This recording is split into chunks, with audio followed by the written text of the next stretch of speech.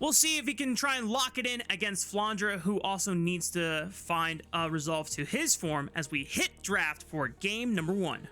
All right, so a lot of the same permabans we've been seeing throughout the season. Pantheon, Orianna, Jarvan, Karma. We'll see if Seraphine gets broken up from her duo in the Ashe. It seems like AL will be paying respects to that one. AL will have access to first pick here, so whether that is going to be them picking up the Nocturne or be going towards something like the Rise immediately here for Shanks, be quite interesting to see. JDG, last ban on the table. 2 junglers have already been taken off the board in terms of priority. Without the Ashe, more than likely we're not going to see any priority on the Seraphine without that AD carry in particular. But getting rid of Flandre's signature Scion, and anyone's legends say, okay, let's just grab the Rumble. Wow. Scion, yeah, definitely a champion. It is his most played by far, 11 games played on the champ, and we've been seeing a lot of level 1 start to prop up with this champ. You go bot lane immediately, you get some summoner spells, you set your bot lane up for success, and then Scion just TP's top, and you're doing quite fine for yourself. I've been seeing a lot more exploration of the level 1s, not just in jungle, so very, very excited to see what else we get from these 2 teams. The trade is going to be the Rise now here for HongQ. I think a strong takeaway from Shanks. And if there's a way for us to kind of play towards some of these side lanes, it's just going to open up a lot of possibilities here for JDG to be very flexible and fluid around the map. It would be pretty early on for JDG to reveal their hand if they wanted to give Xiaoxu something like a Aurora counterpick that really does a great job in the Rumble, but it's not something that Xiaoxu has played a lot of this split so far or this year. Only 1 game of the Aurora so far in 2026, but JDG at least snag the Varus for themselves. And while we might expect that it's going to be going to bot lane in Gala's hands, it technically could be Xiaoxu in the top lane with that Varus. Yeah, I think it is highly likely that we see this coming on through. I think they should just be picking a support or that is going to be a little bit more flexible. Maybe they just go for a jungler, right? We've been seeing Xin Zhao. Maybe just go for Nocturne to try to help protect on side lanes. If not that, then I think Vi is probably the most likely setup here for Jindong Gaming. It would give the Rise a lane to play for early. Once you have access to that level 6, you can go for dives. And Bessa's not even clearly giving us very much information. This could still be a jungle champion. To credit, though, JunJia has played 0 games of Ambessa jungle this season. So, more likely than not, it is going to be going in a top side, but I love that JDG are still playing around with that flexibility. They're keeping their cards hidden at the very moment, and while the data doesn't necessarily back up the more spicy flex options, it is still a possibility as we head into our second round of picks and bans. I imagine that supports might get targeted here, if not AD carries, since JDG already have one potentially for Gala, and just try and limit Hope's options effectively going into the second round. With anyone's legend composition so far, it's very, very flexible in terms of whether you want to go forward with this composition or if you want to be more of a kite back composition. I think this game could really use a Corki Nami, I think, from Hope and Kael. I think the tidal wave from Nami actually provides a lot of issues for some of the shorter range or lower mobility champions in the Rise and the Varus. And if we're talking about just trying to play from range, Xin Zhao plus Nami isn't the perfect pairing, but I do think offers you a lot of game-breaking decisions in 5-on-5s when we're doing those standoff around objectives. Love the ban here coming in from AL. They're not even considering this Ambessa going into jungle, so they're just gonna take away the Nocturne and the Vi from JunJia. And that is the Bard here for a Vampire. A very good takeaway from Kael. Yeah, I was about to say, I think the Bard in the best hands for supports can be all the primary engage that you need on a team. And for anyone's legend, they didn't really have primary engage carriers because Xin Zhao just kind of dashes in and hopes that things get started. Rumble wants to follow up, and if you're praying that your Azir is the one trying to start things always with a Shurima Shuffle, then you're putting a lot of pressure on your mid laner to not be a DPS source. How kind of AL to pick in roll order here. Thank you very much. Makes me feel very good about myself. JDG What is the jungler here of choice? JunJia has been a lot more experimental with some of his tries. Has that Kha'Zix game that we have saw from him earlier. Also got a couple Olaf games. I am not as excited about Skarner, mostly because I do not miss this jungler in competitive play. I was getting sick and tired of watching this champ last year, and that is going to continue to be the case here. So that Varus flex, completely gone. We now know it is going to be Skarner in the jungle, so Raafaa, they have some front line. Skarner's not the most reliable. I think their ability to get on Azir is a little tricky here in this game, but with Bard and with Mbessa, I think the tools for JDG do allow them to be a little bit more proactive. AL have tons of range, and their ability to kind of knock down those low health targets are going to kind of be basically predicated on whether or not Xin Zhao and Nami can really kind of get in there and get stuck in. I'll tell you what, I think both of these teams would love to be the first at the objectives when it comes to setup, because it is a little tricky to try and force fights on the other team, because not only that range discrepancy you were talking about, but also just you are hoping for, in this case, Vampire to have a sick Bard game, which he did pull off one time against BLG in the regular season last split, but then also this Skarner ulti has to hit onto reliable targets. But I think the setup from other champions does provide for great single target pick opportunities, thanks to Rise Lockdown and Cosmic Binding from Kael, or even Chain of Corruptions to then combo into something like Xiaoxu's Mbessa. Well, who knows? We're going to be getting ourselves set up here for game number 1 between JDG and Anyone's Legends. Come on through, Beijing. Let's hear those Gyos ring for some top teams here in the LPL.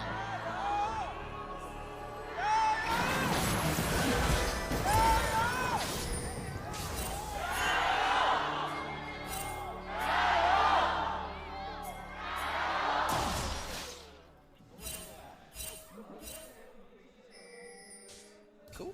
I was really trying to listen in and if I could hear the JDG guy, because he came in first, unfortunately. So gotcha. That guy's the GOAT, man. I need his energy on a daily basis. I hopefully want to meet that guy if JDG continue to go to more international events and I'm able to make my way out to a JDG game.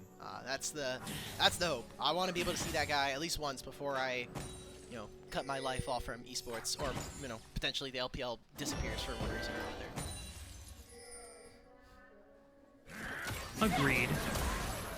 Already, level 1's getting a little aggressive in the bot lane, but as you might expect from a quirky Nami lane, that power allows them to get the first shove in. Meanwhile, mid lane is also looking a little spicy and volatile.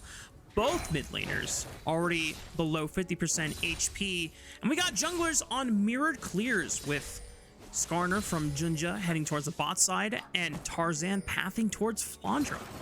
Look at how much early vision AL have. Already warding out enemy blue buff, so they know that JunJia's going to be on the bot side of the map here. And even trying to protect their own Raptors, because Skarner Q versus these small camps that are all grouped up feels very, very good. And with a Bard, it's very easy to try to get this champion into the lane maybe a little bit earlier than you were expecting. We've seen Varus definitely take a little bit of a step back in terms of priority. It has obviously gotten banned quite a bit across our league, but it is really interesting to see what it is going to do in comparison to a quirky Nami, who, after their first recalls, after they get a couple of their first items, it does feel a lot better, but it's definitely a comp that I think, or a pair that really spikes on 1 and 2 items with that Trinity Force and Muramana. Yeah. Just becomes super oppressive not only to fight in a full-on back-to-back 2v2, but also the poke that you can find from this champion in particular, paired with the Tycaler's Blessing, get a lot of value. Ooh. Really like the path. I mean, Tarzan's trying to cross right in front of HongQ's face because he wants to be able to get one of these crabs, but Vampire and Kael are also arriving to the party. Both Varus is moving too. Yeah, Hope can't move at all. Are we about to flip the game on this level 1 crab? Tarzan realizes that, unfortunately for him, his bot lane cannot beat the pressure, and he's going to have to give this one up. So now JunJia not only with a double crab start, but also just making sure that he is protecting HongQ on this wave. Shanks kind of flies on in. JunJia's going to carry him over. Doesn't quite hit the wall yet. JunJia now forced to flash away. Well, hey, at least he got 2 crabs to start the game. Why did JunJia go for the wall? I feel like JunJia could have just slammed this Azir underneath that turret, and then you just trade flash for flash, and you're feeling much better about yourself. But you held the wave. I felt bad for HongQ because he's like, this is a pretty large minion wave I need to get underneath that turret, and the Xin Zhao is gonna stop me. I don't really want to recall on this. So good sacrifice from both of the junglers to help out their mid laners, but getting both scuttles definitely feels a lot better for JDG this early on, and even able to leverage some of the priority of the lanes does feel nice. As we get further in this game though, Raafaa, I am looking at those grubs, because even though it is an objective that spawns in 3.5 minutes, I think having access to being able to take down turrets, especially in side lanes, when I look at these 2 mid laners, is going to, might in the mid game end up generating a lot of gold. Yeah. Definitely have that capability in these 2 side laners of choice for Xiaoxu and HongQ. Love the fact that JunJia, as soon as he spawns from base, immediately beelines it over to Tarzan's Raptor camp. And even though this is going to take some extra time now for him to clear his own camps, it means that Tarzan is starting to fall behind the overall experience curve. JunJia now should be able to reliably hit level 6 before Tarzan does, because, well, Tarzan doesn't have any more camps to farm, and JunJia still has 3. Oh man. Maybe Tarzan, yeah, like his bottom camps will come up, but if he knows that topside scuttle is going to be the play, or is going to spawn there, I think you just kind of forsake the bottom lane for right now. You might even have to give up first dragon here, because the respawn scuttle is going to hopefully catch him back up. You can't make up the 1 camp deficit that you have right now, or maybe the 2 camp considering he got his respawn raptors, but top side, maybe even try to get a gank here, protect Flandre on the wave, will feel pretty nice. Seems like that is going to be the call here from, oh, we don't even spot the ward. Oh man. Brother. All right. I don't think it's going to have too much of an impact, but it is information gained here. What are we? We're playing for Scuttle again. At first, I thought this Realm Warp was angled behind Tarzan, and I thought that was going to be a pretty cool way to catch up to him, but trying to get first move into the crab. HongQ steps up, but Kael and Shanks are also supporting Tarzan, as well as Flandre. This is the most I've ever seen teams play. What the? Double flush in! They want to force the fight into the jungle side, and HongQ comes up with first blood. Dude, HongQ does way too much damage. It's a level 6 rise, guys, with a single Tear of the Goddess. I was like, okay, I mean, it's Nami, it's a Xin Zhao. Surely we can get some angles here. But whether it is a lack of courage coming in from AL to have Azir shuffle in multiple members, or just the flat-out damage that comes in from HongQ and JunJia, now they get the topside scuttle, they get some summoner spells as well, and the kills are even nicer. Like, this is an extremely experimental play. You see that Flandre gets to move here first, but HongQ, he's got the adaptive force potion running this entire time. And AL, I mean, honestly, JunJia has level 6. We can't fight this at any point here. It's a good setup. It's not the kill onto Kael, but you'll take it onto Shanks, and that overflow damage is just crazy. There's just something astounding about how much of the anticipated fight that was building up ever since the battle for the first spawn of crabs between both of these teams, calling up not just their mid laner, but also their support. And now for the second respawn crab, top laners getting involved, and JDG Gaming willing to burn double flash just to make the first move in this series. We're about a few seconds away from grub spawning now. JDG have a slight gold advantage on their side. And for the most part, because of the effective first chess move on this board, JDG Gaming are going to feel a little bit more confident starting up the grubs first. And this is such a different JDG that we got even towards the end of last playoffs, and even the first match versus BLG. JunJia is just playing really aggressively. And, you know, Skarner's not the biggest duelist in the early game, but JunJia, I think, has had a really hard time acclimating back into playing in the LPL again. And it feels like it's just one game sample size for split number 2. But I'm hoping that we can see a lot more of this version of this player who is so dominant in the LCP and PCS that it can make JDG a lot more of a scary team domestically. Yeah. One of the biggest concerns we had from Split 1 is that it seemed like any jungler that was willing to be aggressive and get into JunJia's face in the early game, they would just kind of run him over. But this is really cool to see a revamped JunJia against who we consider to be, at his peak form, the best player in the LPL in Tarzan. Did JunJia... Oh my god, I got scared that his reset there. I had faith. What Skarner skin is this, by the way? This is an atrocious looking skin. No offense to JunJia, but what is... It's got to be a chroma. I think it's a chroma of the, like, Earth... There's this like a skin that starts with Earth. Oh. It does look like JunJia's like trying to remember the old days of like the purple Skarner. Old Skarner, yeah. Yeah, but yeah, it is not aesthetically pleasing, I will say. Something just doesn't sit right with the eye on this one. No, it's quite harsh. It almost looks like it's like Void inspired. Oh, it's the Astral. It's the Astral Skarner skin. It is a chroma. Oh, it's the Cosmic Skarner. Cosmic one. I'm sorry. I play too much TFT, so I thought of Astrals. That's my bad. But as we kind of tap back into this game and we stop talking about cosmetics, right now, JDG are in a really, really nice position. I mean, you press tab, you're seeing a Heartsteel already completed for JunJia. You have control of bottom side, and I think while you can maybe make an argument that on one item, AL can be really, really scary with this Trinity Force and Imperial Mandate, I'm looking at an almost completed Rod of Ages coming through for HongQ soon, and we're getting the first dragon of the game. So I think this dive on top side, if they even go for it, it's a single camp, yes, but AL, I think, are going to be losing out on the long-term benefits of this game. Yeah. Just as proof of concept from the 2 series that Anyone's Legend has played this split, when Tarzan gets a lead for himself, the flowchart seems, hang on, Tarzan is going to challenge HongQ in this topside jungle because he's got Shanks to be able to back him up. Hang on. Whenever we see Anyone's Legend try and get a lead and Tarzan is the one leading the charge. Yeah. Okay, well, Flandre might be in trouble. He's going to pop the equalizer and says, yeah, with the Rise coming in, I've got no way out. I'll just run this one down and see if I can burn anything else from the side of JDG. And to his credit, looks like HongQ still got a piece of that assist at the end of the day, but it did cost a flash and a Realm Warp to make it happen.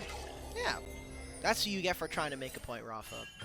JDG said, play-by-play, fries. Right now. Silence. Silent. Exactly. And that was what we talked about from draft. Not silencing you, but Rise playing to side lanes, right? He got a timer from mid. Skarner comes in, holds the wave. We now set up Xiaoxu to not only get a kill for himself, but gets a timer to reset, get back out on the map. And I think not really a beat skipped here from JDG. They're really kind of taking the mantle here in this game. They're even invading, utilizing Vampire to kind of lean onto this side of the map. Shanks had to get a recall so he can get his Nashor's Tooth. They're kind of punishing all of the hallmarks of a good AL game very early on here. JunJia, already having farmed up a Storm, has cleared almost, I believe, a 4 or 5 camp lead on Tarzan. Has his upgraded smite, so he's able to take that blue buff away. Gala fighting 1v1 against Hope, forces him out of that choke point there. Oh! The flash immediately answered by Hope. Nicely done. Tarzan tries to flip onto JunJia, pops the Crescent Guard, will block any damage, but Tempered Fate from Vampire puts him and stops him in his tracks. HongQ getting zoned off by Shanks. And at the end of the day, no one gets dropped in the river, but things are once again getting tense between these two teams. A ton of summoner spells used, and I think more importantly for me is watching JDG just control the lanes right now. They're moving in a way that is allowing for them to kind of squeeze some small CS advantages here and there, and it is becoming quite problematic here for AL. I don't think they're quite out of it yet. Tarzan's going to finish his Sundered Sky. You have a lot of the first item completions already done here for anyone's Legend, so the game is still within touching distance. I'm just really pleasantly surprised with how clean this game has already been from JDG, and the fights that they have been willing to take against their opponents. Not only they are pushing the limits against anyone's Legend, but they're recognizing when enough is enough so far and giving enough discipline in their restraint of, okay guys, we're gonna back off now and not gonna give a window for anyone's Legend to punish, because despite the inconsistencies from this team, that is something they have still been willing to try and exercise against their opponents whenever they find an opportunity to get back in this game. And so far, with the 2,000 gold advantage on Jindong Gaming, anyone's Legend have kind of struggled so far in this split when they don't have an immediate lead, especially when it's through Tarzan, and they have been more willing to take these I don't want to say proactive, but they're willing to risk it all in some of these flips of the game, which is really quite something we associate a lot with Billy Gaming.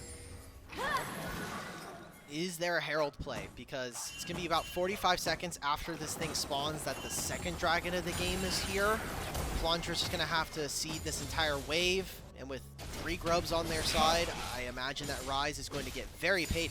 They need this bot lane play to really work. They're going to try to overforce. There's a bunch of crystalline overgrowth, so Shanks will get at least a decent influx of gold, but Rise is also trading all of this on the opposite side of the map, and Herald is going to be taken. I think the line of play here is JDG just give up this next dragon, we grab ourselves a Herald, and then we can either play for the next one that's going to spawn in 5 minutes after, or we just get even more gold onto whatever carry we want. It could be Xiaoxu, it could be HongQ, it could be Gala for all I care.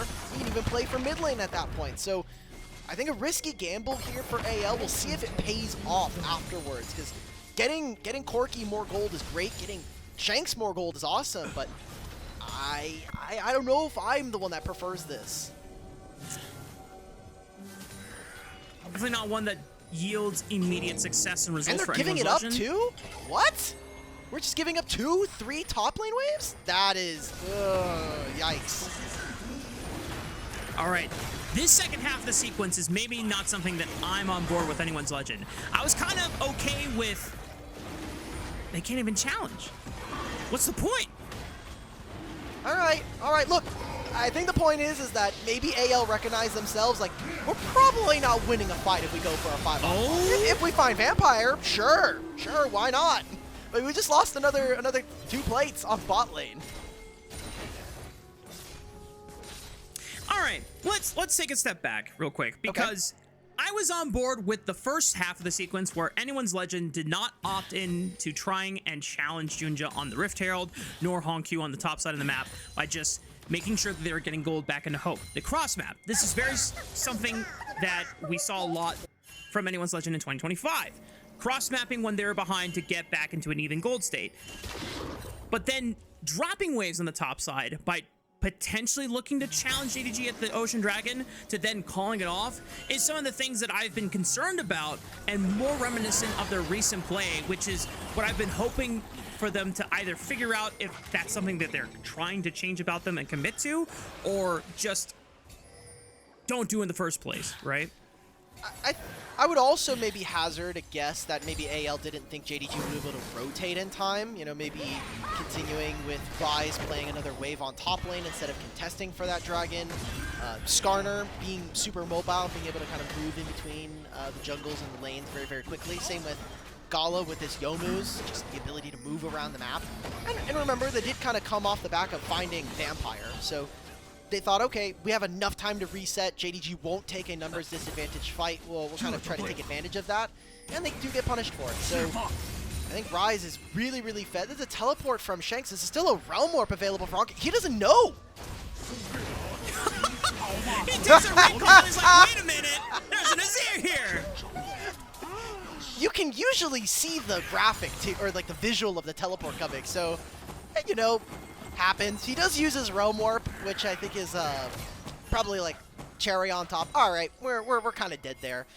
So this will be a bit of reprieve. You know, that was 1,000 gold lead that JDG have. It shrinks now, and Flandre will be able to swap over, grab himself this wave that's kind of stacking, and with how AL are kind of positioning themselves, it seems like they really want to lean in this top side, get themselves the scuttle, and then try to lean back into mid lane and start getting themselves set up for Dragon in 2.5 minutes. Roaming Death Squad from Anyone's Legend as Hope dodges out on a Tempered Fate from Vampire. Teleport coming in from Flandre. What are they trying to fight for? There's no objective. Oh, but Xiaoxu snags Shanks, forces him to flash away. He's out of the fight, but JunJia's ready to continue the play. Smashes him into the wealthy Ishtal impact. Tarzan, Crescent Guard, flash over the wall to protect his mid laner from death. Flandre with the equalizer into that choke point, forces JunJia to try to flash away back to safety. What? Vampire tries to make it over to the magical journey, but now the fight has split into complete chaos. Shanks still gets sectioned off by Xiaoxu, and he's ready to slice down the remaining members as he gets into the thick of it all. Somehow JunJia finds another one onto Hope, and it looks like JunJia's taking a ride with the Rift Herald right through the river. What seemed like Anyone's Legend being able to collapse well for a nice response still ends up being Jindong Gaming's way. Wait, Xiaoxu is just going to get a quadra kill here if he finds this kill on a Tarzan. One more auto attack, he's going to get the empowered auto. There's the heal giving him movement speed. Tarzan will escape, but a triple kill to the Zambesa is huge for JDG.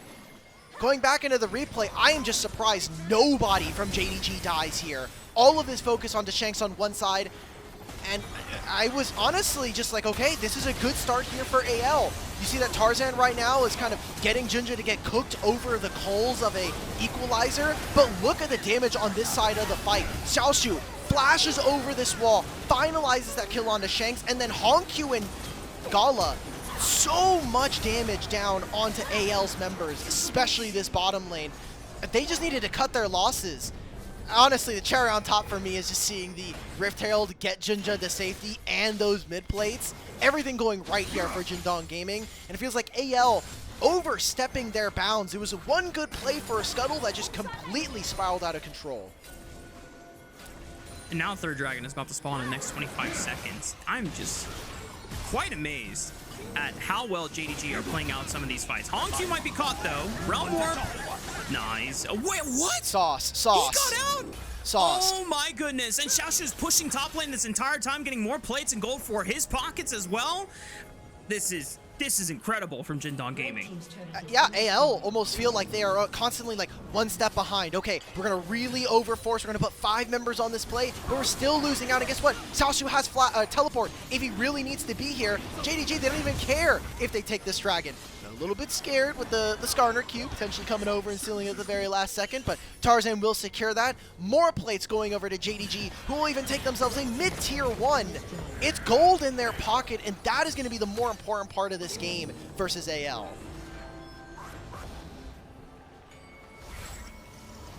What happened after that BLG series from Jindong Gaming? I'm trying to now... Which one, brother? Recollect. True. Was it the first stand semifinals that really put things into perspective for JDG to come back in this kind of form, or was it the one off of our first week of LPL? Just what was it? What, 8 days ago? 7 days ago? Well, we've only had it was. It would have been a Saturday. Yeah, it's about 6 days ago. So, damn. Yeah, I don't know, but this is good. This is, if you're a Jindong fan. If you're an AL fan, this is not great. This is the opposite of good right now. So, but right now, I think they are going to be, as the Pandas, Pendisumo, you are going to have a lot of strength coming into your composition. 2 items being completed across the board here. Black Cleaver is almost done here for Tarzan. He'll probably finish up 1 or 2 more camps and have that ready to go. And you've got, again, 2 of them across most of your other carries. So this is kind of the point where I'm expecting for AL to find a ton of people to stand up. The fact that they got a dragon, I think, is pretty good. And if they can get some kills, if they can get some more of these plates, especially into Azir, not all too upset about what the end state of this game is going to be. But Raafaa, I look at the other side though, and I'm looking at a 2-item rise, already almost level 16 here in this game. Time's a ticking for Anyone's Legend, because once he gets the actualizer, Oh boy. HongQ's gonna start pumping some major damage, and anyone's legend are gonna be tough out of luck. Vampire's gonna spot Tarzan challenging the river. Baron is up on the table. Tempered Fate will force a flash out of Kael's Nami. He does not want to become JDG's dinner as a sushi plate. Neither team is really going to push forward on starting this Baron, but JDG will win out on the Vision War for now.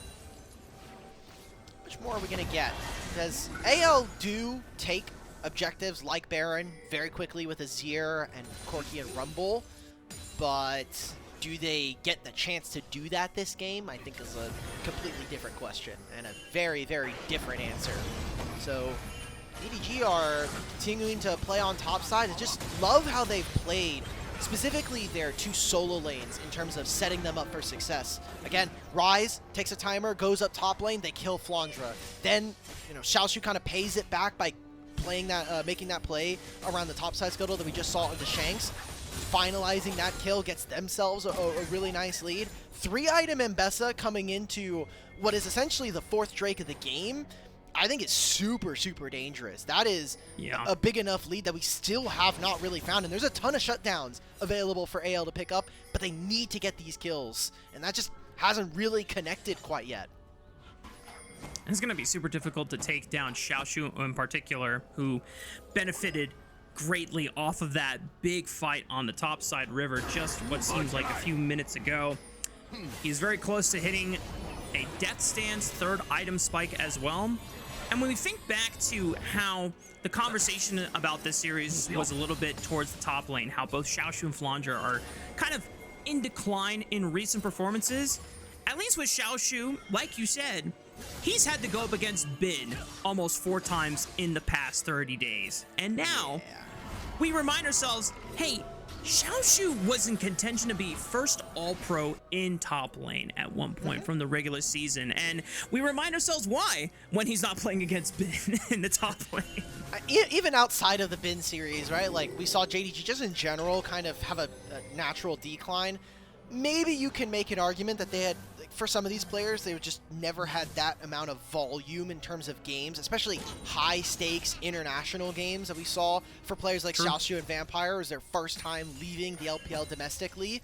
So you can say, hey, first time kind of stage nerves or just having some of those big moments, kind of getting to them. Now that they break in between the end of first stand and now, some time to reset mentally and get yourself warmed up again.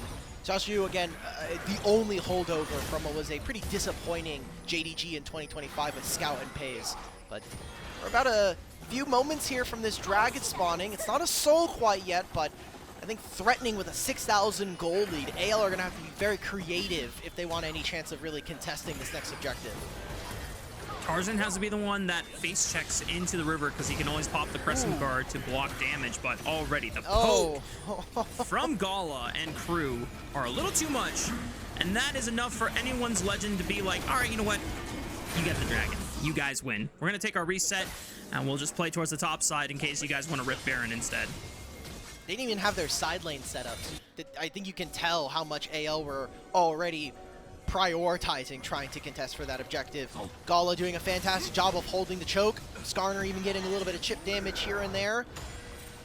JDG look like they are poised to take this game number 1, whether it's a 5-minute soul coming up or another fight afterwards. But I'm still kind of waiting for AL to come online, and it's funny to think that the things that I was setting up in draft about Kael playing for Tarzan might not be coming true this game because he is playing Nami and Corki, who are kind of tied to that lane very often. They are still committing to this Baron on Vision with a control ward. Kael gets snagged, no flash, remember. Boom! Jeez. The Gala piercing arrow is enough. Tarzan gets into the pit. 3k HP. They need to burst him out before they commit to the Baron. He's died! And JunJia can secure the Baron, and the rest of anyone's legend are now 3-5. Shanks is going to send it on to HongQ, but he flashes to safety at Vampire's side. Flandre goes for the Hail Mary, at least takes one down, but Shanks is going to be the next on the chopping block, and a teleport is coming in, and Xiaoxu's there to cut him down the middle. That's the ace for Jindong Gaming, and they're going to push into the base. Baron with 3 grubs. How much can they grab? Because Nami is going to be able to clear at least some of this. Tarzan will be up in 10 seconds. There's not another way for them to play for. It might just be this inhibitor and then the bottom lane tier 2. Massive fight there for JDG as they just completely annihilate AL around this Baron. Xiaoxu doing the final act onto Tarzan, taking him off of the rift and getting a clean Baron. JDG have looked unstoppable here and are going to put themselves at a 10,000 gold lead at 29 minutes. I know with these score lines, at this rate, Xiaoxu is probably going to pick up player of the game or be a favorite. Yeah. But JunJia, man, this is one of his best games that I have seen in recent memory. He has been so damn good this entire sequence. Look at this. Like a great setup there from Vampire to get the pick on the Kael.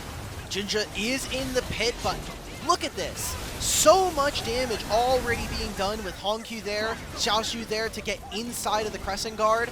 And while he doesn't, JunJia does not land the ultimate onto Hope and Flandre, he gets the flash out of Corki in this situation. Same thing with the Rumble afterwards.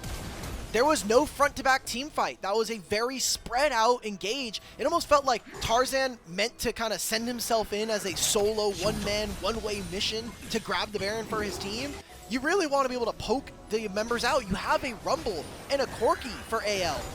Whittle away at your opponents so that then Tarzan can be the one that kind of is the finisher for this team. That's just not the case here. JDG are going to play on 2 lanes. I love that it's JunJia here with the Baron buff, and you still have Realm Warp to kind of move your team around in any way you want. Yeah, now HongQ is going to push out on the top side of the map.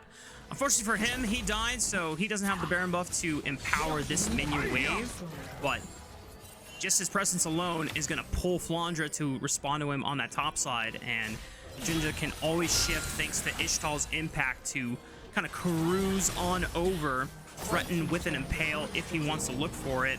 Tier 2 turret falls in that bot lane, and JDG will begin to siege onto these next inhibitor towers.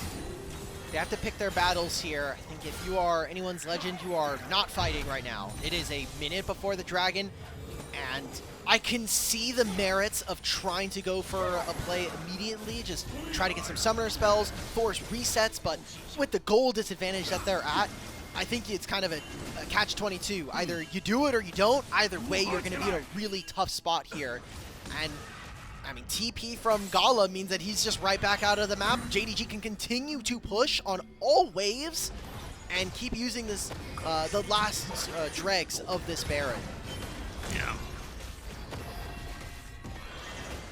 Just the overwhelming amount of confidence while staying coordinated and disciplined has been just astounding to watch from JDG. I'm really excited if this is a form that they can consistently show over the course of the regular season. I don't know how good it's going to be going up against BLG the next time that they fight them in the regular season and then later on in playoffs, but it does make me excited for this prospects. Yeah, it makes me excited for when JDG try to push themselves to go to another international if they can maintain this form. What is the choice here for AL? Why, like, the Dragon's already gone. We've given up complete choke control, and look at the map. Look at their base. There's 2 super minions about to crash their Nexus.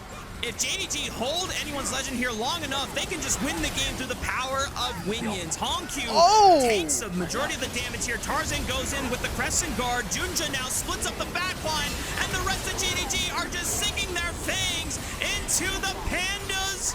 And Hope is able to at least take out 1 life, but it's just a GA exchange. Hope finally gets run down by Gala, who ends up picking up a triple kill. That's it. And Jindong Gaming are going to clean this one out before the 33-minute mark.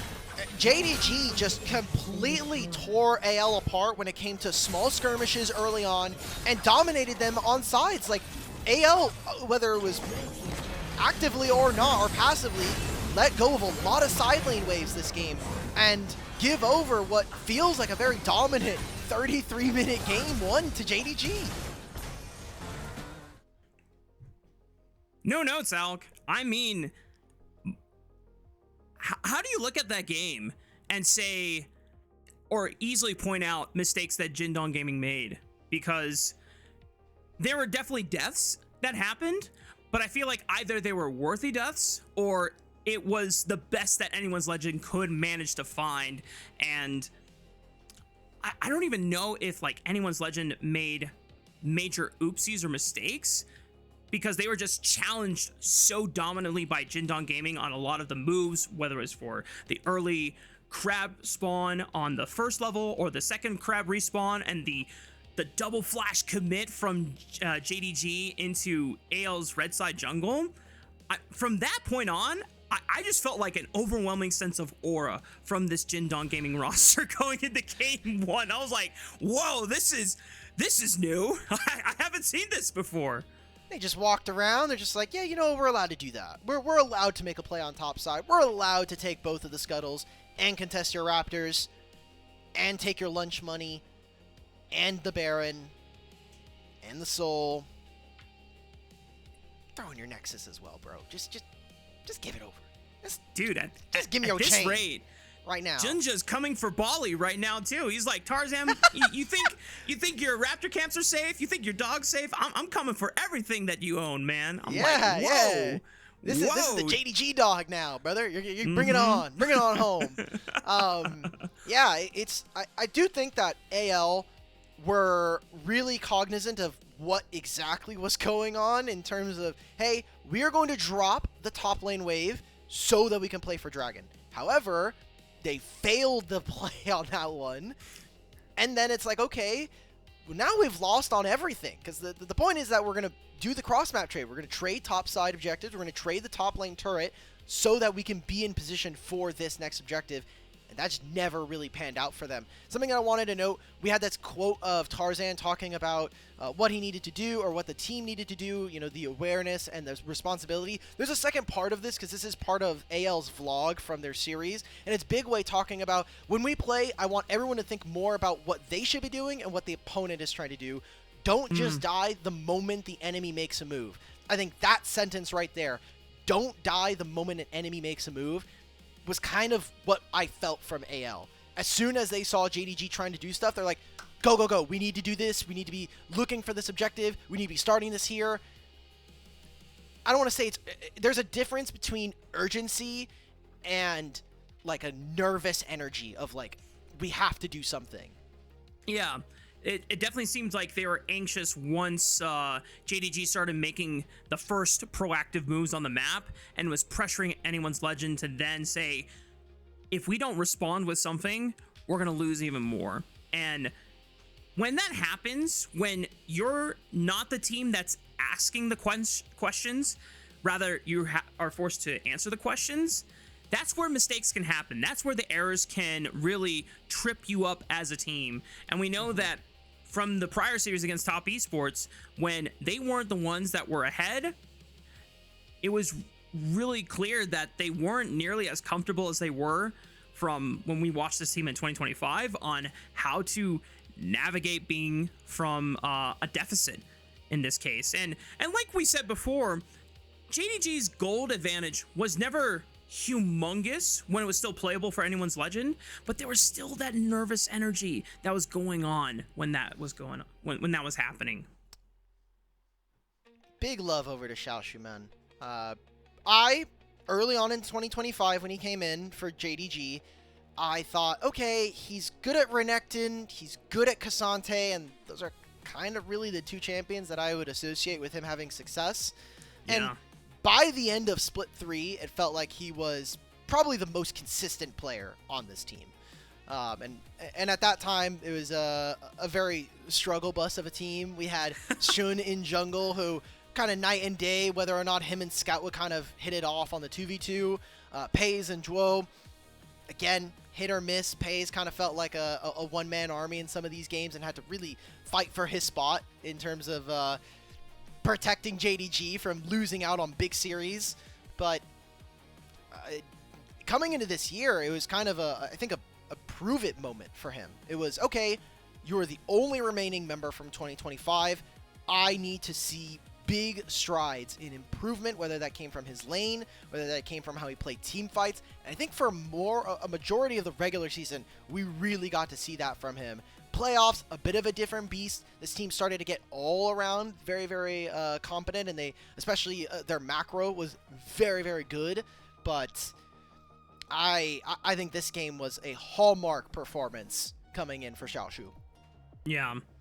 Xiaoxu and the team across the board. This really does seem like JDG at their best when everyone is sharing one unified vision, despite being 5 different individuals with all separate win cons, like individual goals on the champions that they're trying to pilot, but they understood what was the common greater good that they wanted to accomplish, which was evident from JunJia contesting both crabs, leaning on both HongQ and Vampire to roam on first to match and make sure that Tarzan didn't get anything. And then those 2 same members, plus the addition of Xiaoxu coming over for essentially a 4-on-4. And wow, you know, I'm not that surprised, but like, listen, like I gave him an honorable mention because I didn't think he was gonna get it, but this was a stellar performance from JunJia, especially against Tarzan of all people. I really wanted Xiaoxu to get it, but JunJia from, I think, minute 1 to the end was near flawless. So it's fake outrage. We've had some worse pog votes from the LPL broadcast, so I'm okay with this one. Yeah. Yeah. No. We surprised, but an understandable one at that. But that is game number 1 wrapped up in the books, y'all. We're gonna take a short break. When we come back, we're gonna see if the Pandas can fight and swing on back, or if it's gonna be a clean sweep from Jindong Gaming. Make sure y'all stay